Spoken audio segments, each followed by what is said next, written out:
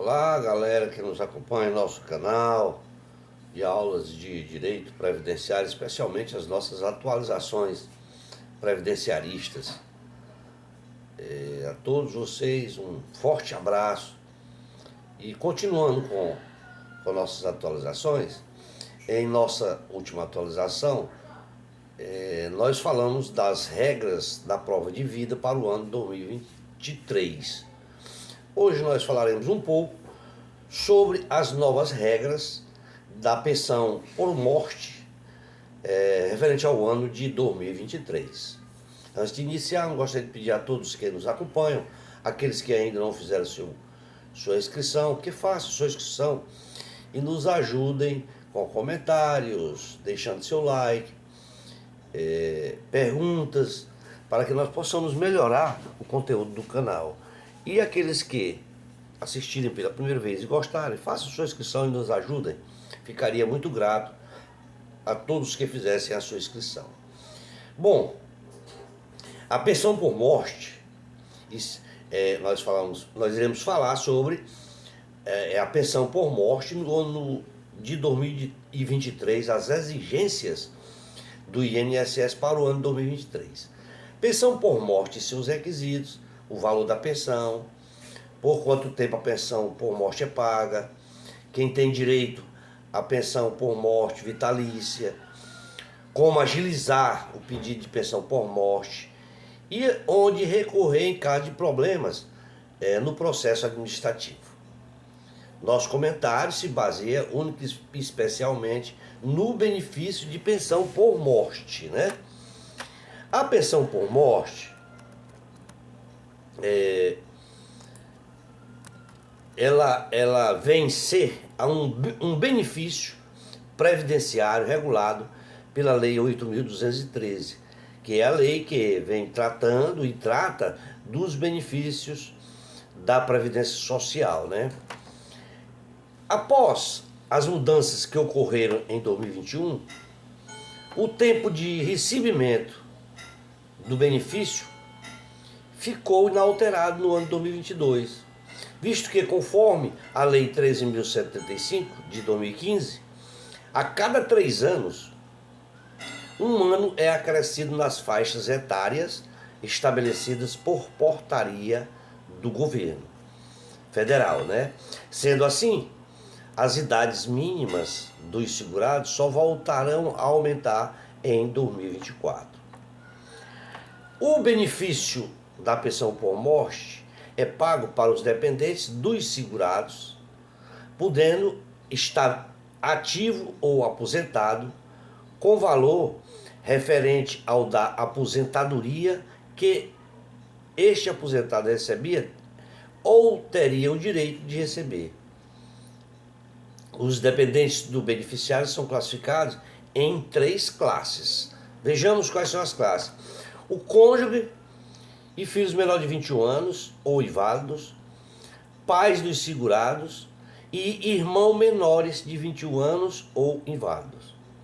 No entanto, para que a realização desse procedimento de dependência é necessário e é preciso se atentar para algumas regrinhas, né?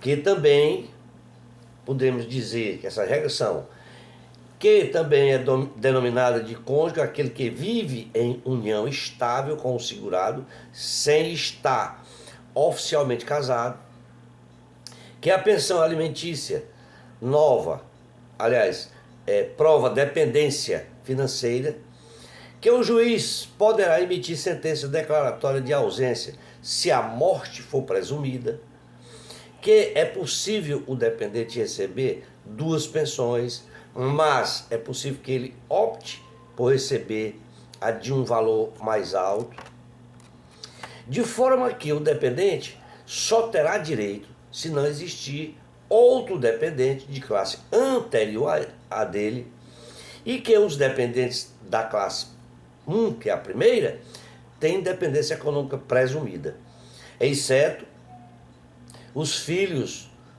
tutelados e enteados.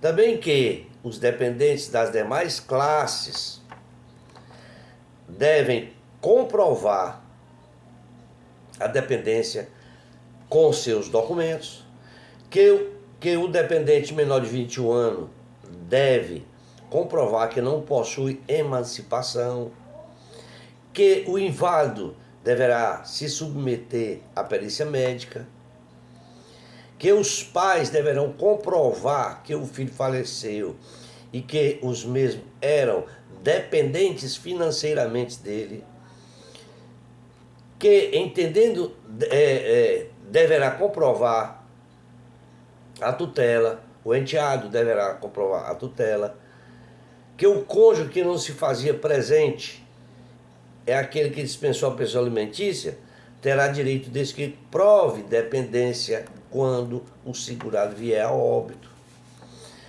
Portanto, quanto aos requisitos para se obter a pensão por morte, nesses casos que eu acabei de citar, é preciso que o indivíduo esteja contribuindo com a Previdência Social ou está no prazo que irá garantir a condição de segurado, mesmo que ele não contribua. Também que o intervalo que é denominado aquele período de graça, que eu tanto já falei em outras atualizações, pode variar de 3 meses a 3 anos, posto que este tempo dependerá do segurado, do tempo que ele contribuiu, e se não houver demissão neste período, se não houve demissão nesse período, né? No caso de o trabalhador que tenha mais de 10 anos de contribuições ao INSS, se for demitido da empresa, independente de contribuir ou não, ele mantém esta cobertura previdenciária por até 3 anos. No que diz respeito ao valor da pensão por morte, este valor,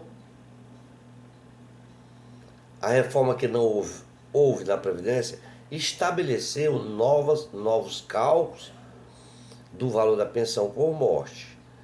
Deste valor foi estabelecido novos cálculos, né? Vejamos quais são esses cálculos. Para quem já era aposentado, a pensão é de 50% do valor da aposentadoria, mais 10% para cada dependente, limitada a 100%. Já o cônjuge que não possui dependentes receberá 60%, e se forem 2 dependentes serão 70%, se forem 3, 80%, chegando então até o limite de 100% para 5 ou mais dependentes, né? Para quem não era aposentado, o INSS faz o cálculo de quanto seria a aposentadoria por incapacidade permanente da pessoa que faleceu, da pessoa que morreu, né? E será considerado 60% da média salarial, calculada com todos os salários de contribuição, contados a partir de julho de 1994, com acréscimos de 2 pontos percentuais para cada ano de pagamento do INSS, que passa de 15 anos de contribuição para as mulheres e 20 anos de contribuição para os homens, até o limite de 100%. A partir disto, o INSS irá aplicar a regra de cota de 50% do valor mais 10% de cada dependente. No caso de o segurado falecer devido a um acidente de trabalho ou doença profissional, essas cotas serão aplicadas sobre 100% da média salarial. Isso acontecerá também se o dependente for inválido ou tiver deficiência intelectual ou mental. Após a solicitação da pensão por morte, o INSS concederá o benefício em até 45 dias após o pedido.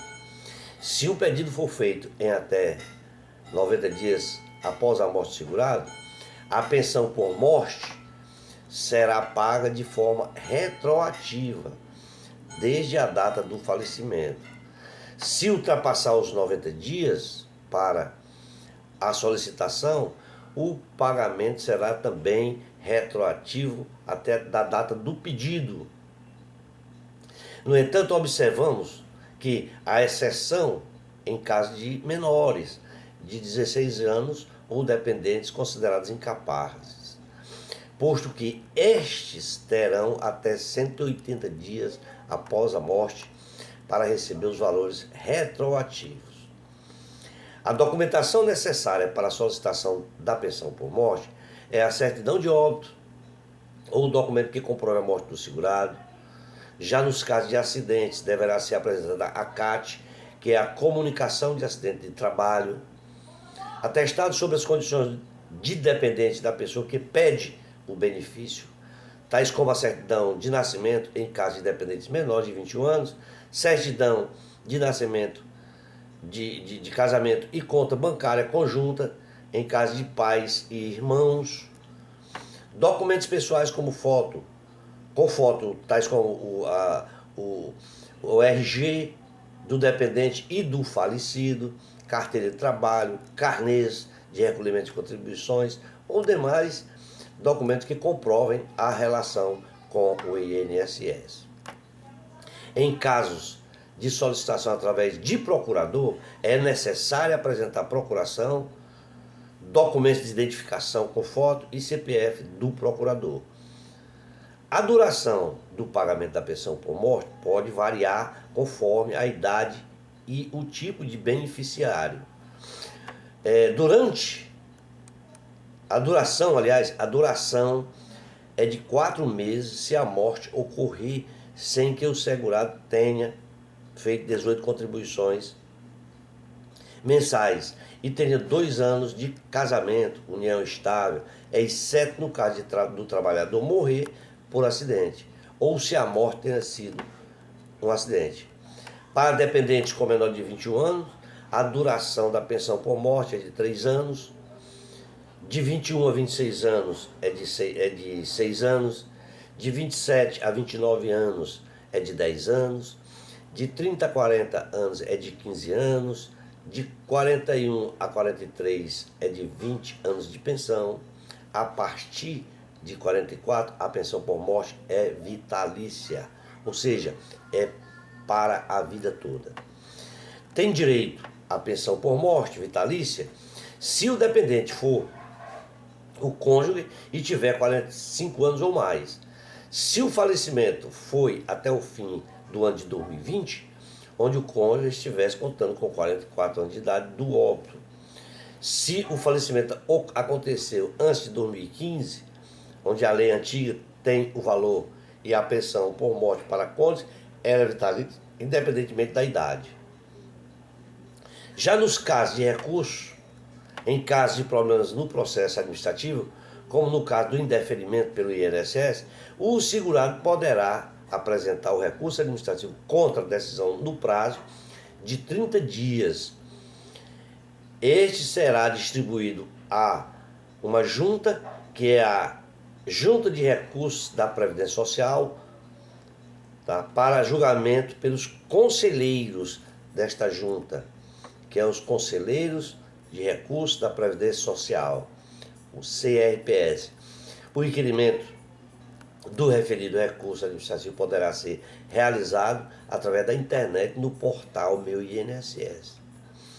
Já nos casos da negativa do recurso, é necessário se processar a ação na Justiça Federal, em que o beneficiário será representado por um advogado especialista na área. Para não ficar cansativo, meus amados e amadas, eu vou ficar por aqui. Esperamos ter contribuído com todos vocês e nos comprometendo a todos vocês estar sempre atualizando a todos com novas informações sobre